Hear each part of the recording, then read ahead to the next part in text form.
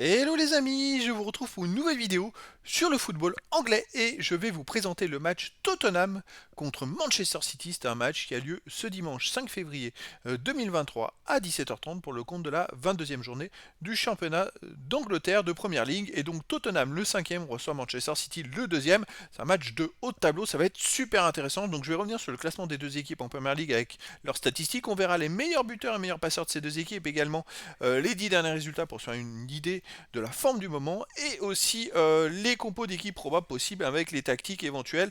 Ça peut changer d'ici le début du match, mais ça nous permettra d'avoir une tendance à cette rencontre. Donc Tottenham est donc 5e de Première Ligue avec 36 points en 21 matchs, 11 victoires, 3 nuls, 7 défaites, 40 buts pour, 31 contre, plus 9 de goal average. Manchester City est donc 2e avec 45 points en 20 matchs, donc ils ont un match de moins et ils ont 9 points de plus.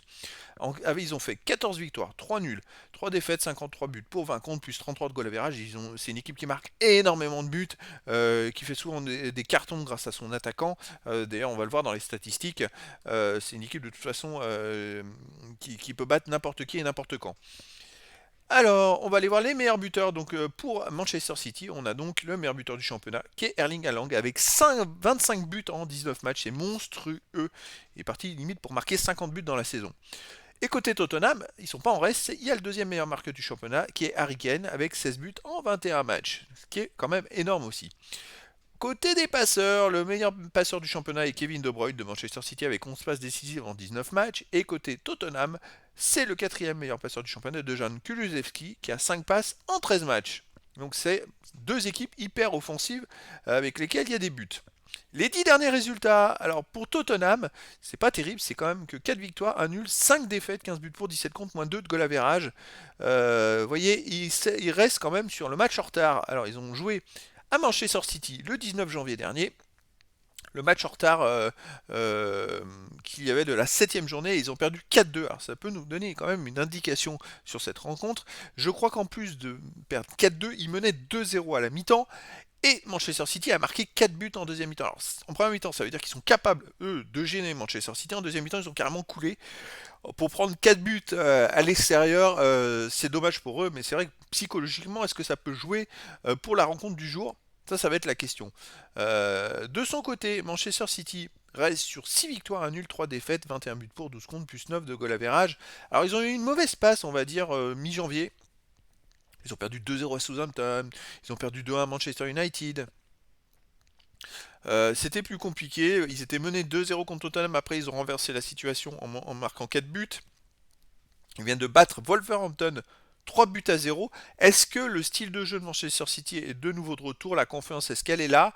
Ça va être très intéressant parce qu'en face, Tottenham ne va pas se laisser faire. Ils ont été capables de mener 2-0 chez eux il n'y a pas si longtemps que ça. Je pense qu'ils vont se servir des erreurs de la deuxième mi-temps pour ne pas les reproduire. Les compos d'équipe probables possibles, en tout cas, tout peut évoluer d'ici le début du match, mais bon. Pour Tottenham, gardien Loris, défense Romero, Dier, Davis. Milieu de terrain Poro, Hojberg, Betancourt, Perisic, attaquant Kulusevski, Kane et Son. Ça serait du 3-4-3. Alors ça va s'adapter, hein, Kulusevski et Son, ils vont jouer plus sur les côtés.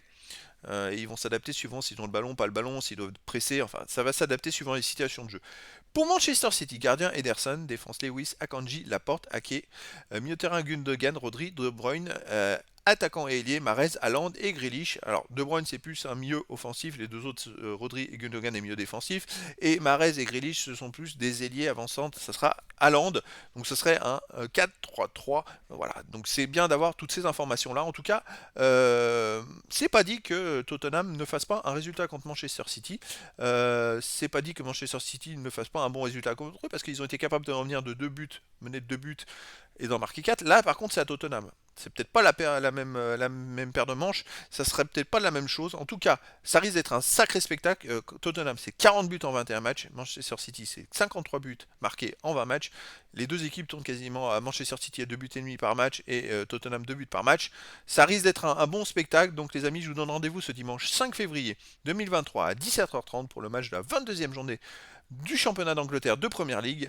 Tottenham, le 5e, reçoit Manchester City, le 2e. Voilà les amis, je vous dis à très bientôt pour une nouvelle vidéo.